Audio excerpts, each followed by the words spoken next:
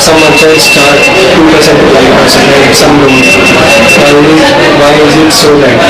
And is there any norms made by bank?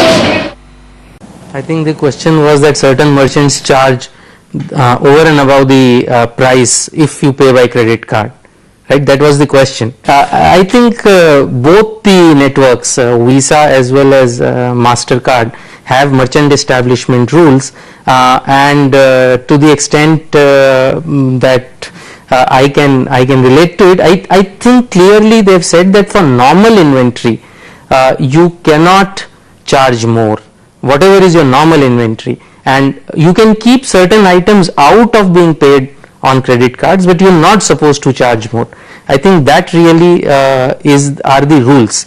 Obviously they're not probably being followed by certain merchants, and that probably is because when customers ask for discounts, then obviously the merchant is probably well within his rights to say that if you ask for discounts, my cash discount is so much, if you pay by credit card, then the discount is only so much. So I suspect that's what it is, rather than on MRP being charged more. Most merchants don't charge more on the MRP printed on a product.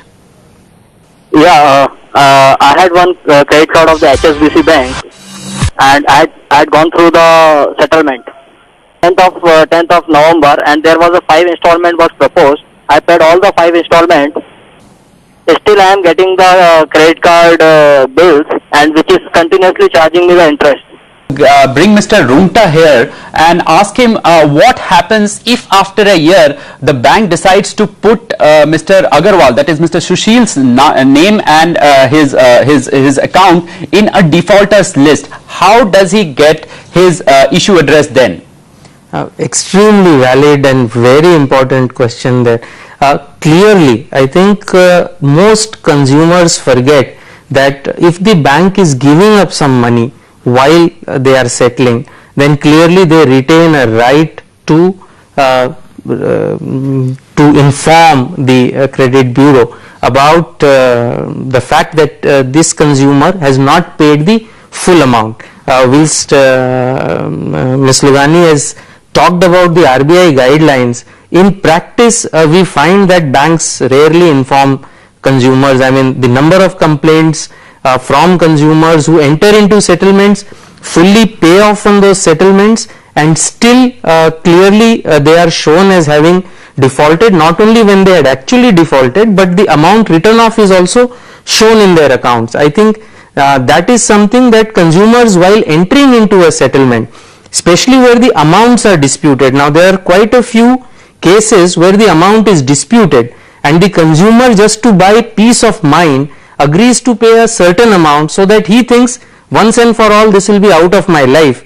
What he fails to realize is that this will come back to haunt him unless in the settlement letter that he has entered into with the bank, it's clearly mentioned that whatever is the rest of the amount is not a write-off. It is something that the bank is giving up as a mistake, and that clearly this will not be something that will be reported to the credit bureaus as a write-off. Extremely valid point. Very few consumers are aware of this, and I think more of them should be aware. It's good for the banks as well. I was holding a Citi Gold card, and just about a month before they told me that they will give me a platinum card, right? Now they told me that this platinum card is lifelong free card without any renewal fees, right? Now what has happened is, when I received my recent statement of my closing gold card and opening of a platinum card, what they have done is they have reversed the charged me 2,000 rupees on my gold card and reversed the fees, and again on my platinum card they have charged me again 2,000 rupees, telling me that the charges for the platinum card. When I came back to Citibank and told them that you people have done this, they're saying no, it is a charge for the platinum, whereas it was told to me that it is a totally free card. And now on a minimum amount due, they have added 2,000 rupees and they have told me to pay 2,000 rupees extra on the minimum amount due for the platinum card. I think in this it's very simple, at least as far as Citibank is concerned. I think all calls, and typically in most banks today, calls from the call center are recorded, so that promise would be there. First thing you should do is to go to the Citibank's website, and there is a specific section where you should give all the details and complain.